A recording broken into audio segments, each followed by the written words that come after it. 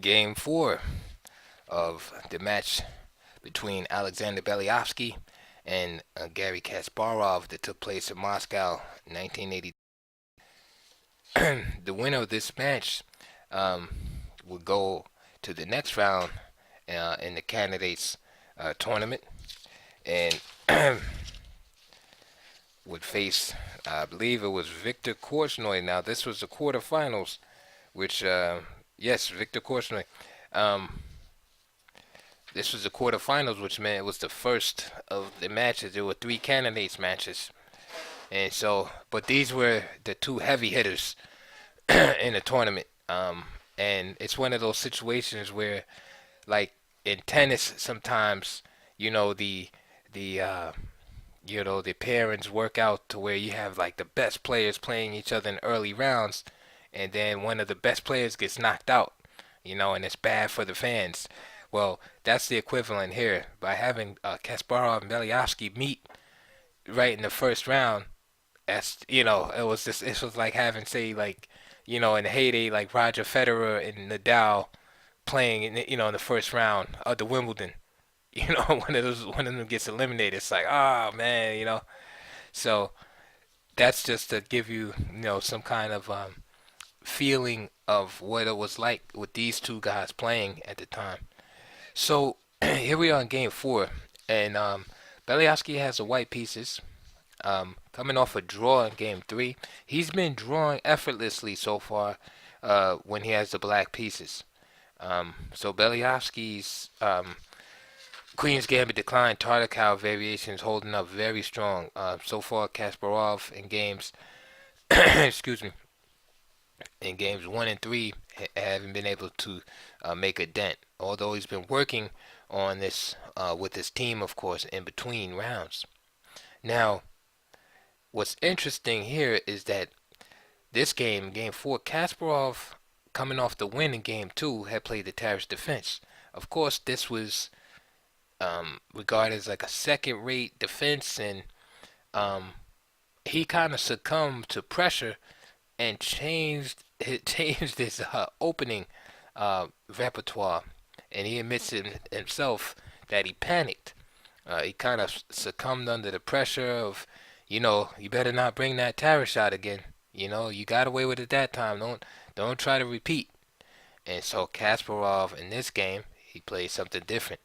So here's Beliavsky with the white pieces against Gary Kasparov, game four. So knight of six. So he goes away from his Tarish and plays this Nimzo Indian. E3. Now we have the Rubinstein variation castles. Bishop D3, C5, Knight F3, D5, castles, D takes, B takes, C takes, E takes. Beliavsky now is on the um, opposite side now and has the isolated pawn. So it was interesting. Game two, Kasparov had the isolated pawn with the black pieces, and now Beliavsky says, "Hey, that's a good idea. My turn to use the isolated pawn." B6, Queen E2, Bishop B7, Rook D1, and now Bishop takes, B takes, and now we go into a structure called hanging pawns. Now, Bishop takes C3 was important because, of course, Beliavsky wants to push and play D5. Queen C7, Bishop D3, and now Queen takes C3 from Kasparov. And of course, the pawns come with the premium. It's just not a free pawn here. But what this does is to give Beliavsky a nice initiative. So now Bishop B2. There's one tempi, right? Getting on the diagonal. The queen must get out of the way. And now D5. These moves are usually shocking moves. I mean, after all, you've built your position up to stop this very move, D5. You have the bishop on B7, pawn on E6, knight on F6. Only thing you're missing is the rook on D8. But you're well equipped to stop D5. After all, white doesn't have one piece concentrated on D5. Meanwhile, black has three pieces concentrating on d5. And the fact that he's able to play it, this sends a shock through Kasparov. It's like, what? He can play he can do this? And if successful, black loses all of the time that he invested in preparing to stop d5. It's kind of like building a building and spending, millions of dollars on a structure, and then the structure just collapses. Like your foundation was faulty or something like that. You thought you were building on bedrock, but it was really, like peat moss or something, and you wasted all of that effort. So if d5 is good, I mean, it's the effort to stop d5 by black was a waste, and usually a position will collapse rapidly under such moves.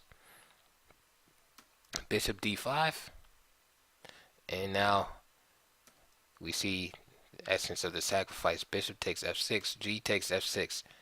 So now, in exchange for the two pawns, we see that white has an open king to attack, and he's also ahead in development. Okay, for all intents and purposes, black really only has one piece developed, and that's the bishop on d5. Okay, we throw the queen in there too. Problem is the queen is vulnerable and it'll be knocked around, so the queen actually is losing time for black. It's these factors that Beliavsky seeks to exploit. The open nature of the king, the weakened king side, and the fact that he has a lead in development along with open ranks and files, right? The C and D files are wide open, and then you have the fourth rank that's wide open also, right? These advantages that we're talking about, the lead in development, these are temporary advantages. The other advantage, the open king side, that the pawns, that's more permanent in nature. Needless to say, black must move fast. I mean, white must move fast because he is down two pawns. Queen e3. And king g7, stopping the move queen h6. Rook ac1, gaining time against the queen. Kasparov is stubborn, plays knight c6. Instead of just moving the queen again, say to a safer spot, queen e7. Moving the knight looks good, but the knight is immobile. So, and now Beliavsky plays this move, bishop e4.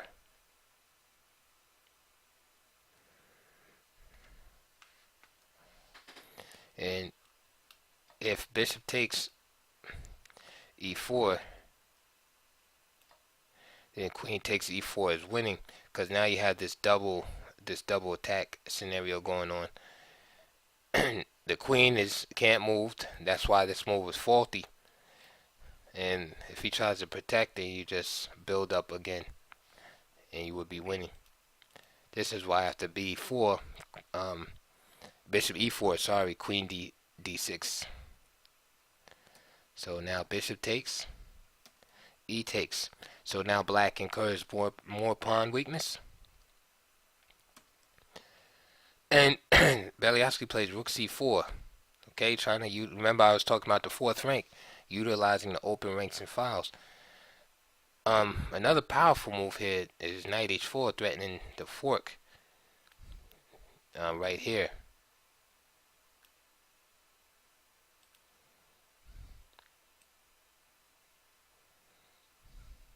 Okay, so play could go, for example, queen d7.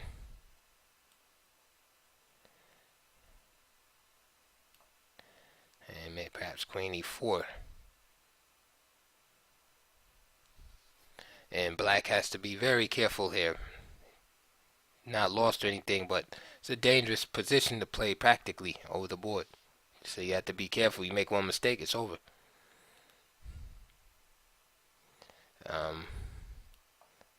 Another try is king h8, knight here, and then queen e6, wanting to trade the queens. Beliavsky made a strong move. Rook c4, looking for the rapid transfer of the c4 rook over to the g or h file. Queen d7. So he stops. Kasparov stops rook g4 from happening, but rook h4 happens, and now queen h6 is a threat. So queen f5 to protect the h7 pawn, just in case. This overworking of the queen now places her in all kind of jeopardy now. So the queen is trying to protect not only the d5 pawn but also the h7 pawn. So the other two rooks, the two rooks on the board that black owns are not participating in the game, and this is why white is white is able to keep up this initiative. Now white gets one of the pawns back. So rook takes d5, knight e5 from Kasparov, and now simply h3. Now this move protects white's king in the back rank, but at the same time it gives black time to consolidate. Rook fe8, knight d4, queen g6. So far so good from Kasparov, defending beautifully. Now it's hard to say whether he'll be able to do anything with those pawns. I mean, low quality pawns on the king side. Even though he has a 2-to-1 majority on the queen side, as long as these heavy pieces are on the board, it'd be really hard to realize that advantage. So queen f4, Beliavsky keeps the threats up. Rook a d8, knight f5, check. King h8, rook takes from Beliavsky, rook takes. Excuse me. And now queen e4.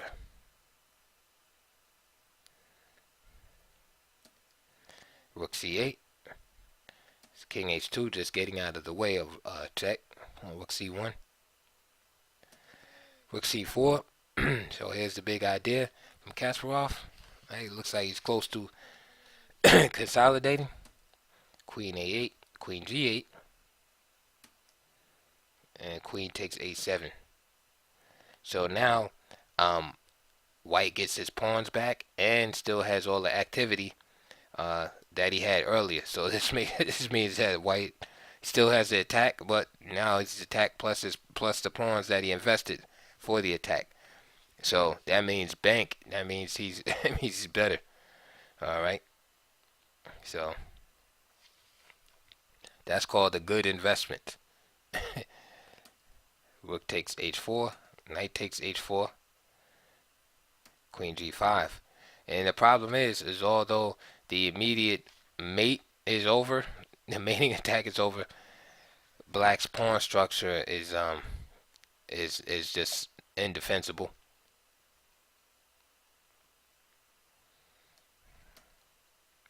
Queen a8 check. Another strong move here was just g3.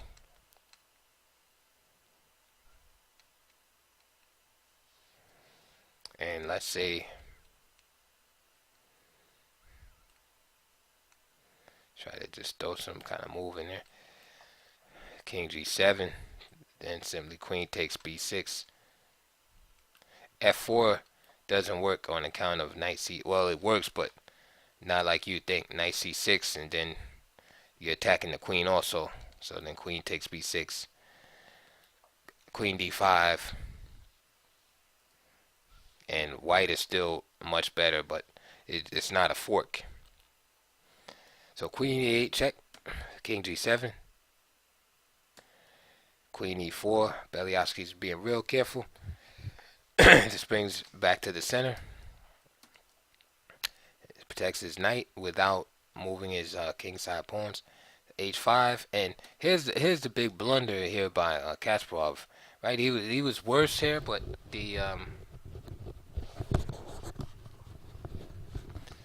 was worse, but h5 just just pushed him over the edge.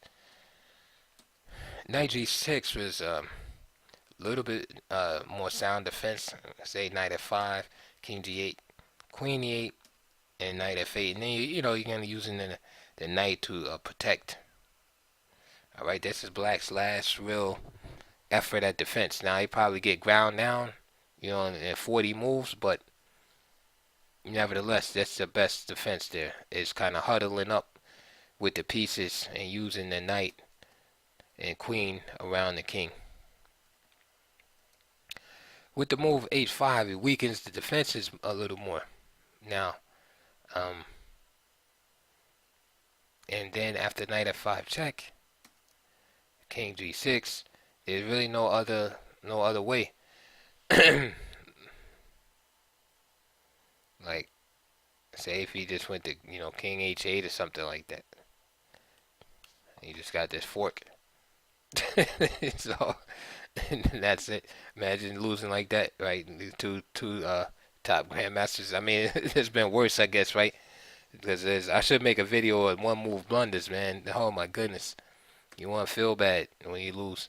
But anyway, this is why h5 is so bad, because it leaves the fork on the board. Knight g6 eliminates that tactic and protects the king a little better.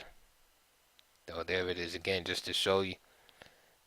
So h5 was played, and you can see the position of the queen, the black queen, and the black knight. And so f4 is readily available. Of course, Kasparov is a great tactician. You can't do f4 now, because then f4 temporarily cuts off the protection of the knight here. So then Beliavsky will be lost. He can't even capture the knight. So it's based on, like an oversight, really. Kasparov probably looked at that and said, okay, I'm good. If he does f4, then he figures he's safe. But after knight f5 check, removing his Beliavsky simply just removes his knight from the danger. King g6. So you might say, well, why would you walk into a discovered check? This is the reason, because he's hoping again. Kasparov not hoping, but if f4, then again he just play that. All right, trying to stay. The king has to stay close. Okay, but unfortunately, this is a tactic that Beliavsky can't get out of. Kasparov can't get out of. So, okay, he walks closer with the king, knight g6. There's another check, and this time there's no escape. At the king h6, there's the fork. So end of the game, move 37, and Beliavsky has tied the matchup at 1 apiece. All right, so great, strong game by Beliavsky from start to finish. Kasparov was kicking himself again. He had no reason to switch to the Nimzo Indian, and when he had just won with the Tarish, and he kicked himself after that. He said he panicked, and he just, he said it was inexcusable, and basically it was, because again he listened to outsiders, telling him how bad the Tarish was, and he certain tried to press his luck with it, and then he switched to something else, and then he kind of got. He just got kind of crushed by Beliavsky. Alright, so that is it for this video. Please like and subscribe and all that good stuff. Comments are welcome. And I'll see you on the next game.